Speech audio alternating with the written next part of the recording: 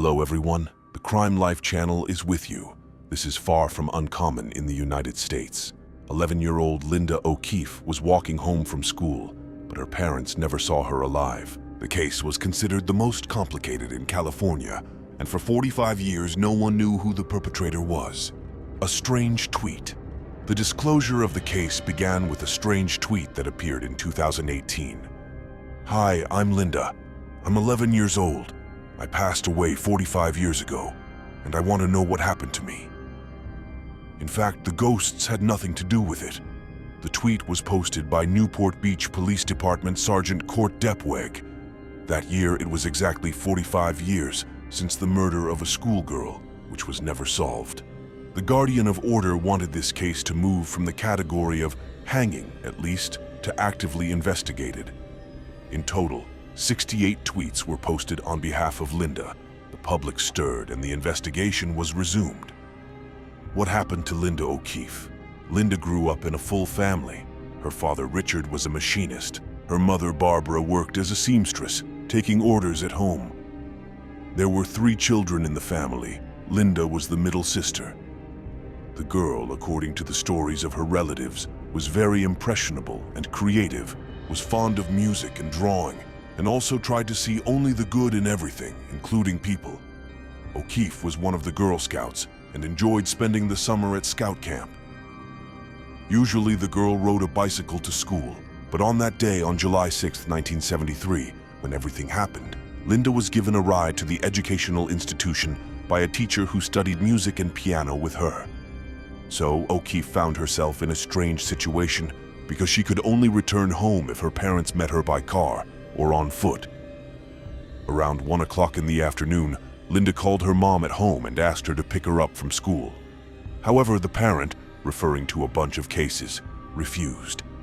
In addition, it was not far to walk from school to home, only 2 kilometers. It would only take the girl about 30 minutes. However, half an hour later, Linda did not return home. And it was only 2 hours later that the mother became worried. But she thought her daughter was just hanging out with her friends on the way. Linda's family.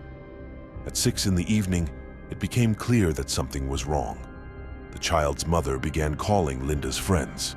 However, no one knew where the girl was going. The father returned from work and went to look for the child in the car. And when it got dark, the parents went to the police. Mom with Linda and younger sister. All night, the guards searched for the schoolgirl, using service dogs and helicopters in the air. Volunteers also helped in the search, but all attempts were unsuccessful. The crime scene. A father and son found a schoolgirl in a ditch with water. Linda was wearing a dress made by her mother, and there was a book bag next to it.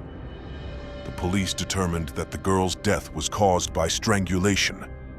An investigation immediately began, but all the detectives found were traces of some tires near the crime scene. One of the witnesses, on the left, witnesses, Linda's friend and neighbors, unanimously assured that they saw a schoolgirl that day.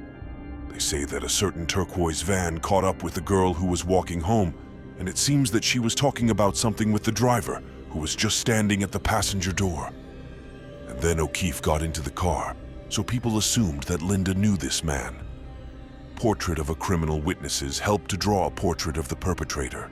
A white man, aged 24-30 years, curly hair, blonde, oval face, elongated. But alas, no one remembered the number of the van, as well as its make. The orientation sent out across the state did not bring any effect. And then another witness appeared, a woman who lived near the place where the girl was found. She heard the screams of a child who asked her to stop everything because it hurt. And then everything abruptly stopped. A man who looked very much like the alleged criminal was once seen by a local artist.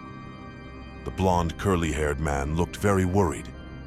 The case was just taking place near the crime scene. The painter was painting from nature, and then the guards arrived. The man was watching the actions of the police from the bushes, so the artist asked what was actually going on. It turned out that they had found the corpse of a schoolgirl, but both were far from the same place. However, the painter found the man suspicious, so he told the detectives about that meeting, but even this did not help to catch the attacker. biomaterial to help criminologists, of course, collected all the biomaterial of the criminal from Linda's body. But without DNA analysis, which was not carried out at that time, it was impossible to identify the killer. But alas, there were no matches in any of the bases, the police, and even the FBI. Linda's classmates, who participated in the search for the girl in 1973. This means that the criminal was either not caught anymore, or he was arrested until the DNA database was collected. However, the forensics did not stand still, so the police still managed to identify the killer. In 2018, the guards turned to the company Parabon Nanolabs, where they create the most accurate photo portrait of a person based on a DNA test. Experts took pictures of the criminal in his 20s and in his 60s. They matched the descriptions of the witnesses 45 years ago. It was then that the police decided to post tweets on behalf of the deceased Linda. One of the messages had a picture of the perpetrator. The guards hoped that the public would help find the mysterious killer, especially since more than 7 million people watched tweets on behalf of Linda. But it was not possible to quickly identify this man. Then the police again turned to the experts of the Parabon Nanolabs company to create portraits of the next of kin of the criminal. So they came out to the second cousin of Linda's killer, and a little later they found him himself. Moreover, the man was betrayed by curiosity. He himself somehow uploaded his DNA into the database of the Family Tree website in order to find his relatives. The killer turned out to be James Neal, and he was responsible for many thefts and robberies. But for some reason, the man always got off with minimal deadlines. In the period between his sentences, he managed to get married twice. It turned out that the attacker had 3 children. Neal lived in the 70s, just 60 kilometers from the O'Keefe family. The police needed to retake DNA from Neal to get evidence that he was involved in Linda's murder. But how can this be done without arousing suspicion?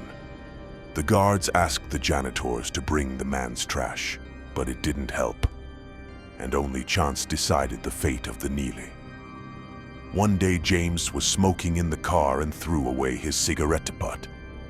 The policeman who was following the man picked him up and took him for examination.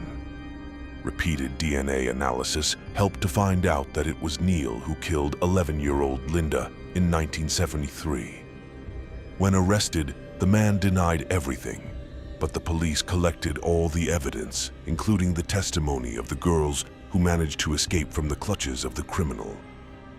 Neal's trial was supposed to begin in 2020, but the pandemic has confused all plans.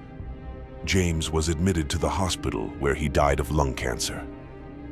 Linda's parents did not live to see this day, but the sisters of the murdered girl were immensely grateful to the guards that they still solved this case.